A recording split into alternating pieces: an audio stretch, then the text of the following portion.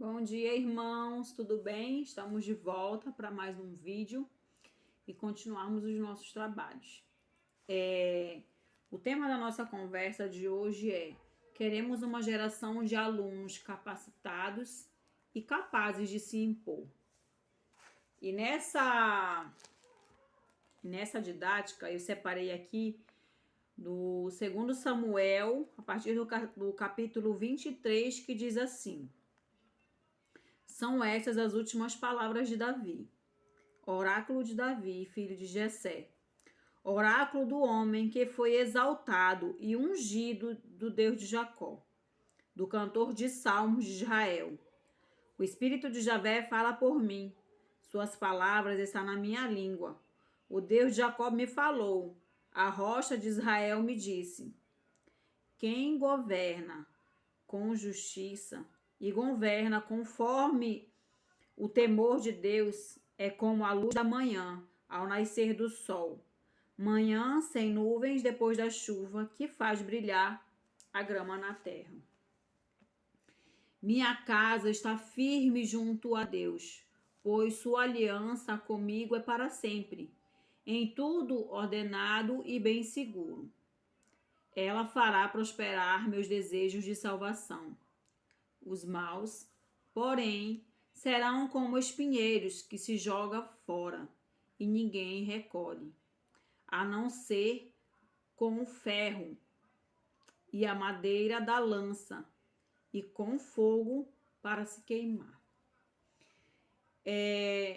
Entendendo que o nosso povo brasileiro, em sua grande maioria, mais de 50% da população brasileira, se diz seguidora de Cristo, se diz evangélica, se denomina evangélica, seja católico, seja evangélico, seja espírita, todos nós dizemos que servimos a Deus do céu. E precisamos prestar muita atenção aos sinais. E qual o sinal que eu vi ontem?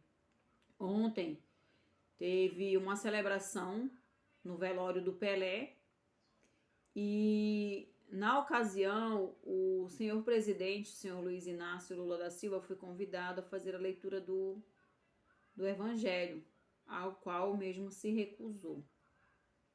É um direito dele se recusar, como é um direito de qualquer cidadão brasileiro ser cristão ou ser não cristão.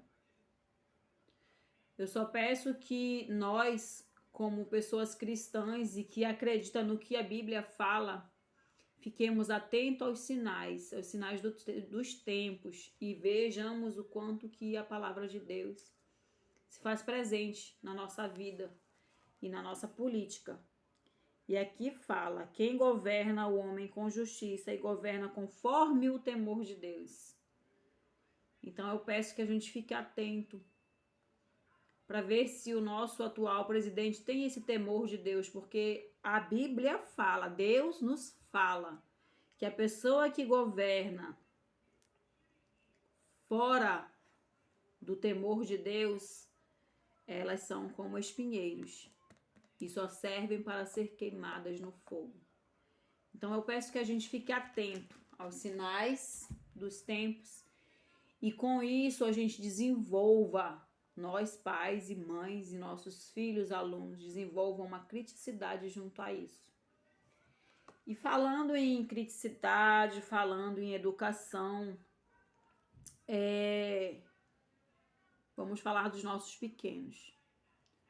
Ensino Fundamental 1, primeiro ao quinto ano. É lá o nosso maior gargalo da educação.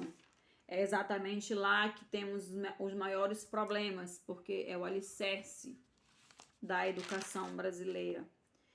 E já escolhido o atual ministro da Educação, é o senhor Camilo Santana, coligado ao Partido dos Trabalhadores, que foi governador do Ceará.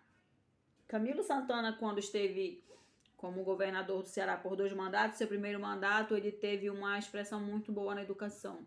Não há de se negar. Aqui nós não vamos trazer mentiras, nós vamos trazer verdade. E teve um desempenho muito bom no seu primeiro mandato. Porém, já no seu segundo mandato, quando o presidente já não era o seu alecrim dourado, que nasceu no campo sem ser semeado, era o ex-presidente, ele meio que se afastou de todas essas preocupações e começou a ter uma política mais de militância. Seu intuito já não era melhorar a educação, já não era melhorar a economia, já não era nada disso. E como todos sabemos que o atual presidente, senhor Luiz Inácio Lula da Silva, já deixou muito claro quais prioridades do seu governo. E a prioridade do governo do Lula é a inclusão. Tá, mas qual inclusão? Sendo que a primeira atitude do seu ministro da Educação, seu Camilo Santana, ao sentar na cadeira e ao receber a caneta do Ministério da Educação, foi extinguir, ele simplesmente extinguiu o ministério que foi criado, a Secretaria Nacional de Alfabetização. A nossa maior dificuldade, o nosso maior gargalo, todos nós sabemos quão difícil é alfabetizar uma criança. E seu Camilo simplesmente acha que essa secretaria não é de suma importância e coloca ela para escanteio. E buscando informações mais pertinentes do seu Camilo não tem graduação ou nada envolvido à educação. Ele era governador, mas lá ele tinha um secretário de educação, né? Não era ele quem cuidava exatamente da educação, ele cuidava de um estado como um todo, e num estado como um todo ele tinha ali os seus secretários que cuidavam cada um de uma pasta. E agora ele vai cuidar dessa pasta. Ele é quem vai cuidar dessa pasta. Né? Então, assim, ele já começa dando um chute para fora, entendo eu. Afinal de contas, se a gente verificar a realidade, a nossa realidade é toda pessoa que começa a ganhar ali um pouquinho melhor, ela já coloca o filho numa escola particular, principalmente os filhos menores, os filhos que estão em fase de alfabetização. Basta ela ganhar um pouquinho melhor. Porque qual a realidade do ensino do Fundamental 1? As crianças saem 15 para as 11. Elas não estudam nem 4 horas por dia. Toda semana, tem um dia na semana que sai 10 horas da manhã o pessoal da manhã e 15 horas o pessoal da tarde.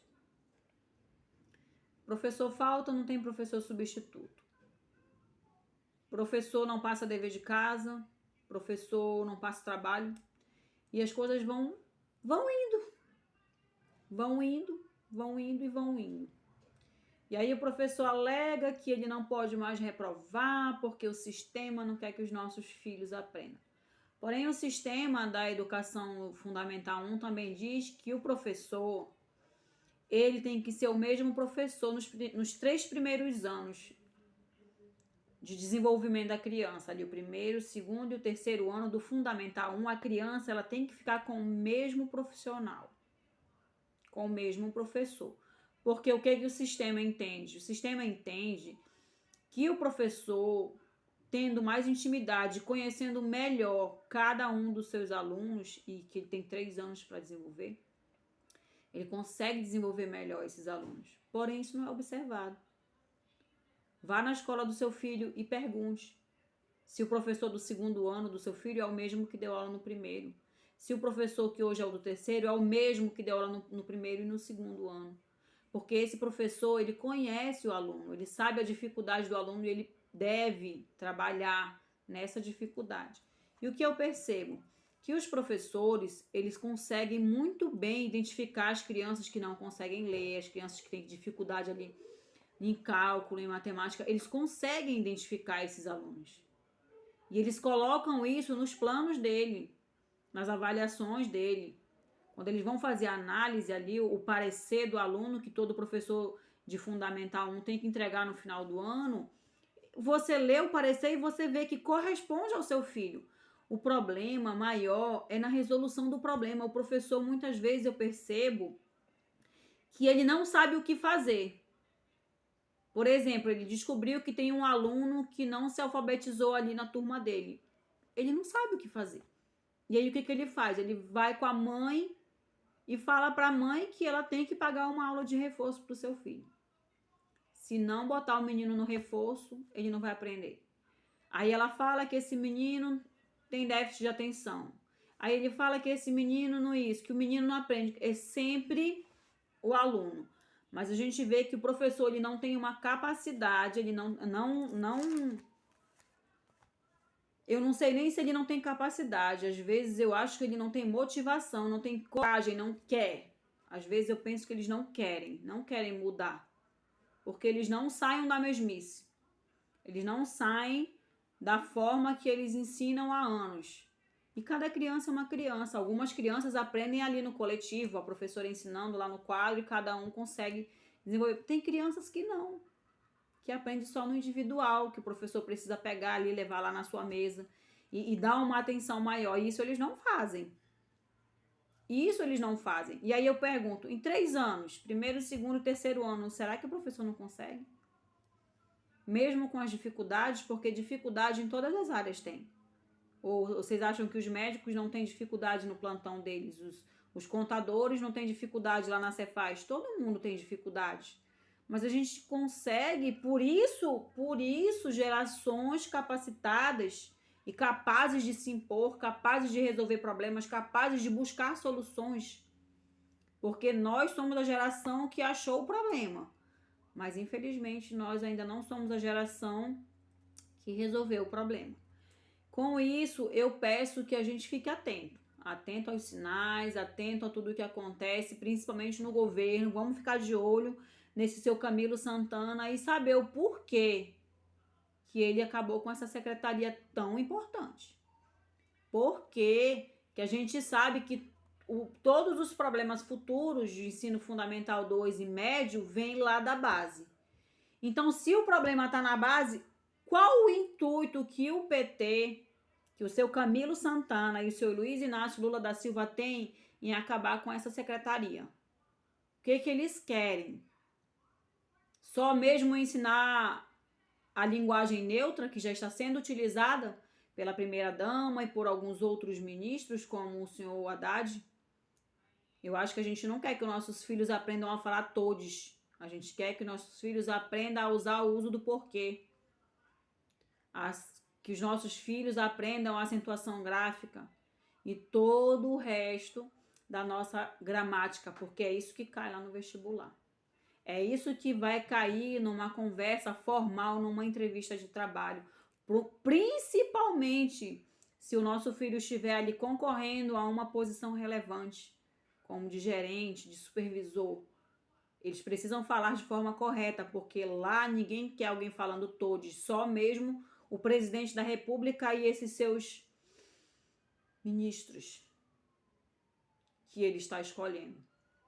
Com isso, eu agradeço a atenção de todos, peço que compartilhem, se inscrevam, ative os sininhos das notificações. O nosso canal está crescendo muito devagar, mas a gente vai chegar lá. A gente precisa despertar para que os nossos filhos tenham futuros melhores. Muito obrigada e a vitória é nossa, em nome de Jesus.